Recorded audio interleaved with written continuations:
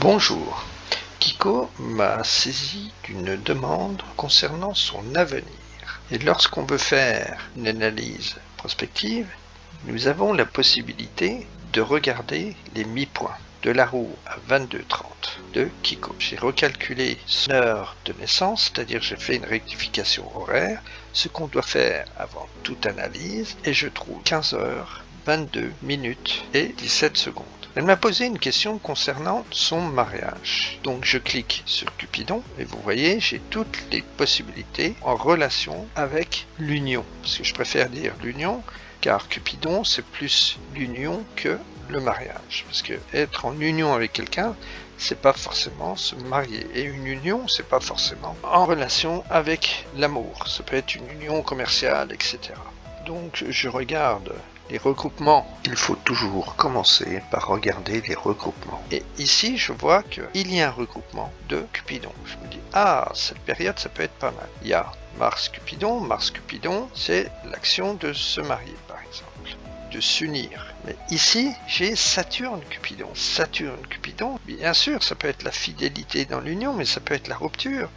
De même que là, on a Cupidon, admettre. Cupidon, c'est le mariage. Admettre, c'est la fin du mariage. D'autant que après, j'ai Hadès. Ah, je me dis non, cette période, elle est pas très bonne. Voyant que le regroupement me donne pas de bonnes indications, je me dis je vais procéder autrement.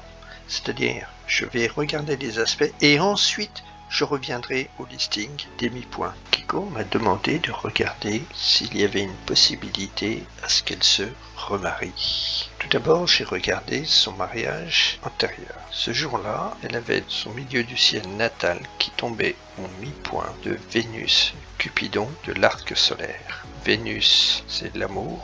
Cupidon, le mariage, que cela signifiait « je me marie ». Et on avait la même image planétaire par rapport au transit. C'est le cercle extérieur. On avait milieu du ciel qui se trouvait également au mi-point de Vénus, Cupidon. De plus, toujours sur le cercle des transits, nous avions également son milieu du ciel qui tombait au mi-point de Soleil, Cupidon. Soleil, c'est le jour, Cupidon, le mariage, donc le jour du mariage. Puis j'ai regardé son listing des mi-points de la roue à 22h30.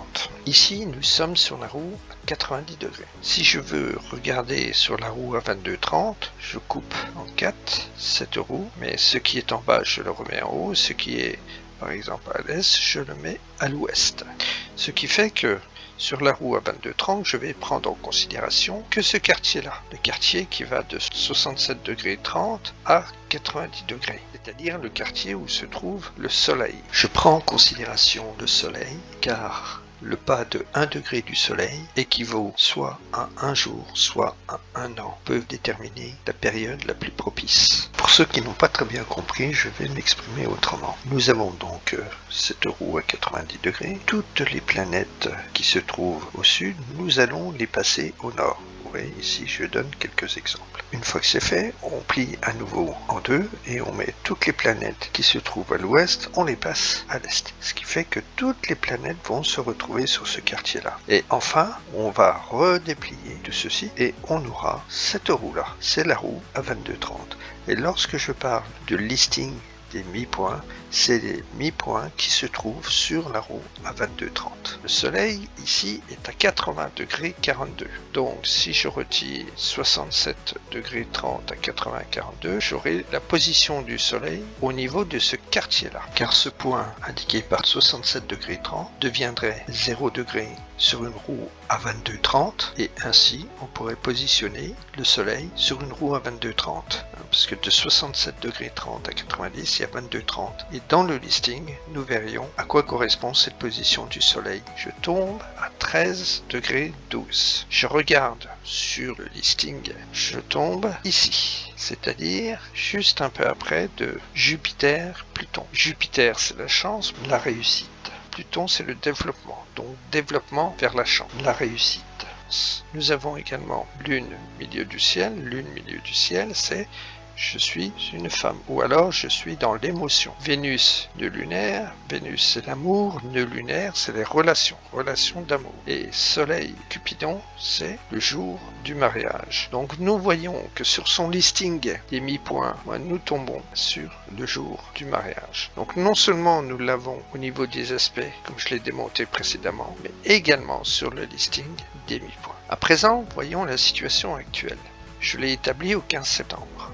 J'ai regardé Vénus, qui est l'amour. Son Vénus natal tombe sur, ici vous voyez, Vénus Vulcain de son arc solaire. Vénus Vulcain, c'est l'amour ardent, l'amour passionné. Je regarde les aspects qu'il peut y avoir avec les points personnels et je vois que Vénus est également au mi-point de Soleil-Neptune. Vénus au mi-point de Soleil-Neptune signifie l'amour pudique. Donc, est-ce que ça irait jusqu'au mariage? On peut se poser la question. D'autant que Vénus ne signifie pas forcément l'amour. Vénus peut signifier la paix, l'harmonie. Mais le Soleil peut signifier le jour et Neptune la déception. Auquel cas, ce serait déception amoureuse. Je regarde les aspects avec son milieu du ciel et dans les aspects, j'ai son milieu du ciel natal qui tombe également sur Cupidon natal et nœud lunaire natal. Ça veut dire milieu du ciel avec nœud lunaire Cupidon. Nœud lunaire, c'est le lien, la relation. Cupidon, le mariage. Donc, je suis en relation de mariage, mais ça, c'est au niveau du natal. Il faut que je retrouve des indications au niveau de l'arc solaire. Et au niveau de l'arc solaire, on me dit j'ai des relations de mariage, on me dit très importantes. C'est-à-dire que j'ai Chronos qui est l'importance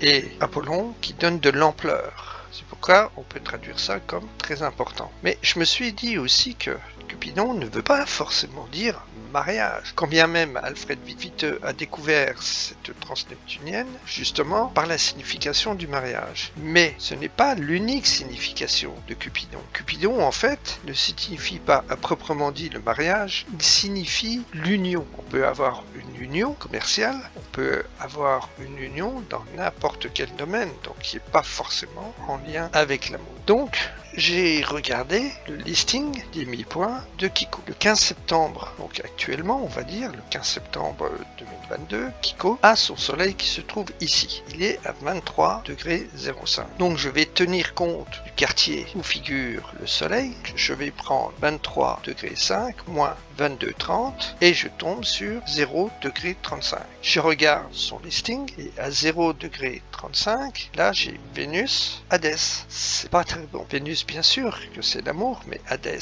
c'est ce qui est caché, c'est ce qui caractérise le manque. Donc ça peut être un manque d'amour ou les désagréments, donc des désagréments de point de vue sentimental. Donc actuellement, ce n'est pas une bonne période. Je vais poursuivre ma prospection. Un astrologue fait des recherches comme un détective, si vous voulez. Il rassemble un puzzle et voit qu'est-ce qui peut donner une indication par rapport à tel ou tel sujet. Et lors de mes recherches, j'ai pu constater qu'au premier trimestre 24, j'ai son milieu du ciel natal qui tombe sur Lune Chronos au niveau de son arc solaire. Lune, c'est l'émotion, Chronos, c'est ce qui est important. Donc c'est la grande émotion. Ça peut signifier aussi femme indépendante, puisque Chronos signifie aussi l'indépendance. Je constate que ce point qui se trouve juste au milieu d'une des branches de la croix de son milieu du ciel natal se trouve le mi-point Vénus Cupidon. Vénus, l'amour, Cupidon, le mariage. Ah, là, ça pourrait dire un mariage. Et en plus, ici, il y a son chronos natal.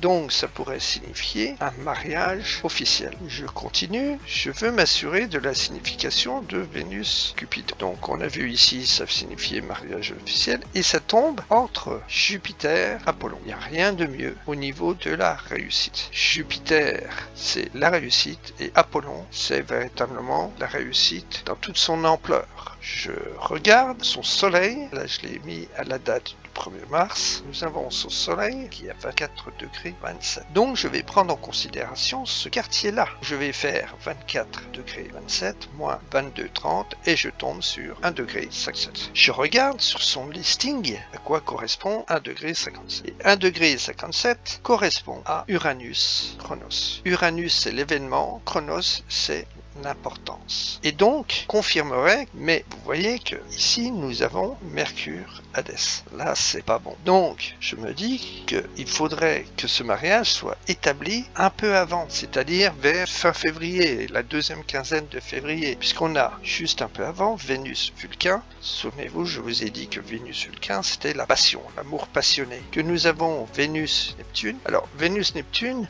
ça peut être l'infidélité amoureuse, mais ça peut être aussi l'amour idéal, l'amour idéalisé. Le mieux, ce serait que juste avant le 1er mars, c'est-à-dire vraiment à la fin février, elle se marie, ça tomberait sur Jupiter, Vénus, Cupidon. Jupiter, c'est la chance, Vénus, Cupidon, on l'a vu, c'est le mariage d'amour. Je me dis, comme ici, il y a Vénus, Neptune, qui risque de dire infidélité, ici que nous avons Mercure, Hadès. Mercure, Hadès, ça peut être des disputes. Donc, je me dis, c'est peut-être une bonne période, mais elle est quand même quelque peu risquée. Pour autant, il ne faut pas se formaliser, car toute situation comporte un risque. C'est pourquoi nous avons Hadès, nous avons Saturne notamment. Et toute situation est amenée à se modifier. Astrologie uranienne, ceci est démontré, puisque nous avons l'arc solaire qui bouge continuellement par rapport au thème natal.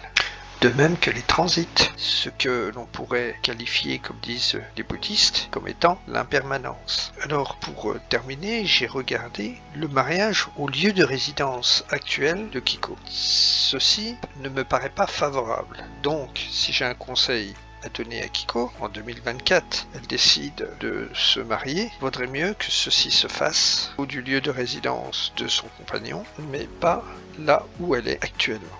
Dans une des prochaines vidéos, j'expliquerai comment on peut déterminer géographiquement le point géographique qui paraît le plus favorable.